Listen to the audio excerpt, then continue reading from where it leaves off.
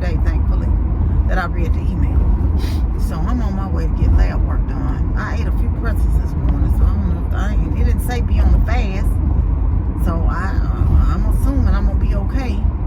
If not, maybe they have to redo them. I don't know. So I'm going to get labs unexpectedly. So I said, let me go on and do that. You know, since I'm working from home, you have to do it on the, you know, because it's close over here. It's in Germantown. And it's closer than me driving from, you know, one of the days I have to go in the office. So I said, well, let me just take my lunch and go over there and do that. And I think I'm going to go get some lunch afterwards. I got to drop something off to Carmen. I got an extra one, and I know she needs it. So I'm going to drop her. I'm going to surprise her with something. And I got a couple of boxes I got to put in the mail. The giveaway winner has not sent an email yet. The giveaway winner has not sent an email. So if you see this video, go back to Sunday's video and please send. If not, if they don't send it, I'm going to give them time. I try to give people time because I realize people don't be on YouTube like that. I try to give people time, but if they don't send me an email before the next giveaway, I'm going to just incorporate that one with the next one. That's all I can do. I'm not going to pull anybody else's name because like I said, I'm going to give them time. I'll give them time to after we come back from the cruise, because I said I was going to try to get a few things from the cruise. When we go on the cruise, I'm going to try to get a few things and do a giveaway in February when we come back. But, so yeah. How y'all day going? Oh, this thing keeps slipping down. Y'all know I still ain't got nothing for the car yet. But it's darn car yet. I drove Blue Baby the other day. Blue Baby like, wait a minute now. Don't be mistreating me. Don't be mistreating me. You better come on back, sister girl. And I know I need to put it in the shop because it needs a little work done on it. So I'm going to get that done. Yeah, I got one of those. I'm going to see if my mechanic can do that. I got one of those DVR review mirrors. And I want to put it up in my Toyota. When I was driving a loaner from the Lexus had that. It freaked me out at first. Right? To see that cars moving and stuff like that in your rearview mirror, it was kind of freaky. But then after a couple of days, I got used to it. But then, of course, I had to turn that car in, and this car don't have that. You know, I think that's just on the, might be on the 20. It was a 2025 model that they had loaned me that I was driving. So these scooters has popped up everywhere. Scooters, these coffee things. I don't go to Starbucks and none of them, so it don't matter to me. But I was just, you know, wondering about them. Well, they just popped up all of a sudden. You know, they done got quite a few of them here. So I wonder if that's, you know, a big coffee thing and where y'all at, because it seems to be a chain. Because like I said, there's several locations here now, that Scooter's Coffee chain. Anyway, y'all, let me get off here because y'all keep slipping down, and I'm going to concentrate on driving on the road and being safe. Okay, I don't want to have to hold this camera. All right. Y'all see that bumper sticker? It says, please do not honk at me. I'm probably already crying. It's so funny, isn't it? You never know. I was at the light looking at that bumper sticker, right? You just never know what people are going through. Of course, I don't honk at people anyway, especially in Memphis, because they be off the chain. But, you know, it's just something people, you know, they sometimes mind just be elsewhere, you know, and you honking the horn at them, they just kind of lose it. Who knows? But I just thought, kind of made me ponder on that when I saw that bumper sticker on the back. Something to think about, isn't it? I done checked in. I'm in the waiting room. About 15 minutes. I said, let me just come on in here and check in. Maybe they might call me early. But they got a full house. They got a full house.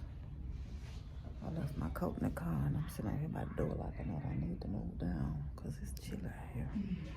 Y'all see I threw that hat on my head with the quickness. Let me get off here because it's a room full. I won't be talking. I'll talk to y'all. Call y'all back. Y'all, I'm done, y'all. So they got me on the first stick, thankfully. You know, it's so funny. They always try my arm, right? But I tell her that's my hand. And she said, well, she looked. But they always look. But she got it right away. And I thought it was going to slow up. It looked like it. But it kept going. Thankfully, I didn't have to get stuck but one time. Y'all, I I kept saying, why everybody keep talking to me and asking me questions? I ain't no expert about this place. So the lady said, now I'm going out to my car. Now you tell them. And I looked around and I kept saying, I wonder why everybody always talking to me. Everybody in there that had something to say, I asked, they were talking to me. They weren't talking to nobody else. And I looked, y'all, and I looked around. I said, oh, it's kind of sad that we don't interact with each other anymore. Everybody had their face in their phone. So I said, I guess I was the only one not in the phone, not on my phone or anything. So everybody, I guess I was the go-to. I was the go-to person. But that's just funny how, you know, human interactions are just gone kind of now. And I was like, man, I didn't look. I was like, wonder why. Everybody head down in their phone like, don't bother me, I'm busy. But anyway, y'all, so maybe that's something we ought to think about, that we, you know, we ought to be a little bit more welcoming to one another. Because I was like, do I look like I know what's going on in here? I don't know nothing. But anyway, I'm gonna call y'all back. I'm going to see drop off to see Carmen. I got something for her that she needs. But anyway, I'll check with y'all in a bit. And of course, I'll let her speak. She is too funny. Y'all, there's Carmen. She's been a runaway to California for a little while, but her daughter's safe from the fires and all of that, so she's back in Memphis now. All right, don't take it the wrong way, but I was so hot in LA. I just caught the place on fire. Yeah. Then I came back here chilling, and it is cold. She caught the place on fire. She's the temperature gauge. Everywhere I go, she's everybody. The temperature gauge. Yes. I got something for you though. Oh, Donna pulled up. She's got something for me. I'm gonna show y'all. And I'm gonna take her to lunch. We're gonna go to lunch. Okay. Let me get out, y'all. Bye. Love you guys. It's not for you to ride, Carmen. It's for you to bring your stuff in. Actually, just pull me, Donna. Come on. Y'all see what I have to go through. She lives on the 3rd floor. She's always having to borrow the cart from the office, and they may not have it sometimes. So I bought her this wagon, and of course she gets in it because it's Carmen, y'all. It's a senior day in the wagon. Yeah. We're in the FedEx now, y'all. I'm gonna mail some packages out, but Carmen telling me about her little side gig. She done hooked up babysitting. She done got her a new baby. I couldn't even get to the appointment to meet the lady and the baby. Yeah, because you came by. I told him I had to drop him today. She done dropped the baby already, y'all, to go to lunch. You see this? This is not reliance. This is not reliability. To get a job. We're at Slam and Huskies, and this music in the background, so I'm not going to stay long. But we are at Slam and Huskies, and we're going to eat pizza here. It took us forever to get the order in. Ooh, child, you got to do too much work. I need a tip. So we got the Cajun pizza, y'all, and we got some dry rub lemon pepper wings. And Carmen got a beer, and I got water. So this is our lunch. Oh, and the cinnamon roll for dessert we're going to share. So I got home, y'all, and I got to work and got busy because I worked a little later than normal because I went to lunch and I went to the doctor. But yeah, interesting time in America. It's very interesting. So we just have to stay prayed up. We have to stay prayed up. Carmen said she was really happy to be home. I can imagine she enjoyed her daughter, but she was glad to be home. And then we just pray that, you know, she was just talking about, you know, you see the homeless people here in Memphis and LA. It's just, you can't even imagine. It's so many homeless people in LA. There's homeless people everywhere, but she was just saying the concentration of them in LA. And I noticed that also when we were in Vegas, there was quite a lot of homelessness in Vegas. And so we were talking about that. I said, you know, when you see that, you thank God, because you just don't know. And you just, but by the grace of God, you know, we have a roof over our head. It's nothing to take for granted. And I was, this young lady, I just so happened to see, she lives in her car. She lives in her car. And, and she was saying that she was right outside some apartment buildings, and you can see all and down, like it was RVs and cars and stuff lined up. She said, this is where people live. She said, these apartments she was talking about go for $3,000 or $4,000. No one can afford that. And she said they're about 30% capacity. So that's 70% empty. And she was saying, and then, you know, they got to do, something got to give, because housing can't still be that ridiculously expensive And it's easy to people to say, well, you need to move to another state. But if you're family and you grew up there and that's where your ties are, I see people not wanting to leave, because, they may not have elderly parents there or whatever. They just may not want to, give up where they were born. I don't know.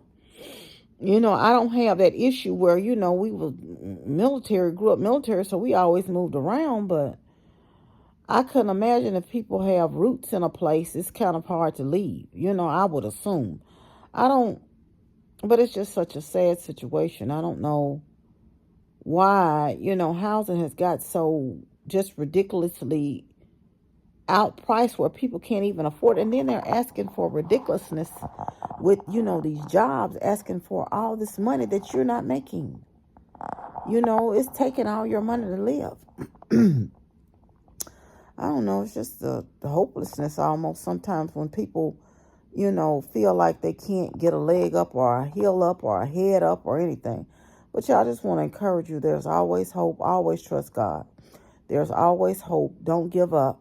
Keep going. You can do it. Stay strong, but I know it gets to be discouraging when you get paid and every dime. I've been there too. You get every dime of your money's gone, and you like, well, dog. I made up my mind years ago, though, even if I didn't keep a $5, I was not going to pay all my money out the bills. But it gets kind of hard if that's, then one girl was talking about, she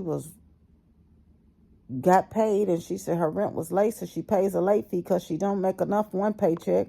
She has to go into another paycheck, so she's always running behind the 8 ball because she's chasing something. And I'm like, I almost want to say, baby, I know you don't want to hear this, but you're going to have to get a hustle. You're going to have to get a hustle for a minute to get yourself on a cycle where you can have a cushion, pay your rent on time, because it's going to forever be a drain on you to pay 100 and something just in fees of late fees going down the drain. So if you could just get caught up and get yourself some of them fees up, where you won't be late. And you can have that cycle where you're kind of running where, you have 800 up for your next month's rent. You're running kind of ahead of the game instead of behind the game. And that might be taking, working Uber or Lyft or some of these DoorDash places just for a minute, just to get yourself kind of ahead of the game. I'm not saying, because everybody don't want to be hustling, because I'm tired of hustling my darn self. Everybody don't want to be hustling for life. And one girl got laid off. She said she had been on her job 11 years. I watched her video the other day. And I was saying, in my 20 years there, I have nothing personal at work. Nothing. Whatever I got there, I think of some paper plates in the drawer. Maybe some sanitary items. They can keep all that. Throw it in the garbage. I don't put pictures out. I don't do anything. Any awards they give me, I'm like, okay. None of that stuff. Only thing on my desk, that's the name tag, and that's because they put it there. Because I've seen staff and effectiveness, reduction in staff. I thank God. That I'm still employed. But I've seen people with 30 years, from 0 to 30 years there. You don't know. It's no rhyme or reason to what they decide to do with staff and effectiveness. And I see why HR handles it, because they try to do it on the lottery. So they can't say it was any favoritism. The managers picked this person because they like them better or whatever. I do get it. She said, it was kind of a hard thing because she's worked all her life. And to be laid off, but she's going to take some time to regroup. I said, honey, I just am trusting God with whatever. These jobs, they not loyal. They don't care if you've given them 500 years. They be like, okay, move on. And if something happened to you, they're going to be like, well, can we fill it? Or we going to backfill it? We're going to find a way to do it, or we not. I do believe in going to work, giving your best, doing your best. But let them have the rest. I don't lose no sleep. Because, and I say this, and I'll tell them in a minute, this job is to help me live my life. It is not my life. I came up here for a transaction, to do my job the best I can, to do what you asked me to do, and I expect for you to do, give me my check when it's time, and that's not saying I don't like my company. I like my company just fine. It has good and bad things like everybody else, but at the end of the day, it's more good on the scale than bad.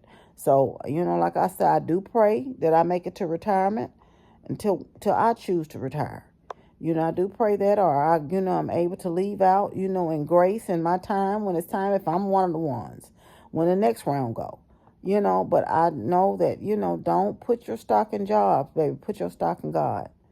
And you have the best laid plans. I have a plan for retirement, but it may not happen if God don't say the same. You see what I'm saying? So I just kind of want to talk to it. Like I said, it's a very interesting time that federal employees are going back. Y'all, that whole school board mess in Memphis. I don't know if any of y'all been following that. That is a whole hot mess. It's just a hot mess. It's just like you don't want to see the children succeed. Give a person a chance. You can't have people in a job 5 seconds and say, okay, once they making a change that you don't like, that's to benefit your children and the children across Memphis. But it's just, that's a story for a different day. But anyway, y'all, I'm not going to hold y'all. I just kind of want to come back and end it. It's just a bunch of clips of me. We just went to lunch. I didn't talk. We spent some time fellowshipping today, so I didn't have the camera and stuff on. But anyway, I just want to come back and check in with y'all, let you know that I did finally get myself home. I had to get to work when I got home. And I finally sit down somewhere and I set it on down. But I want you to know you're loved. I love you. And God truly loves you the most. Remember to always be kind to yourself and others. Be joyful and be blessed. I'm going to leave with this message here. I had to block someone today on YouTube. I had to block someone today on TikTok. I'm believing it's the same person.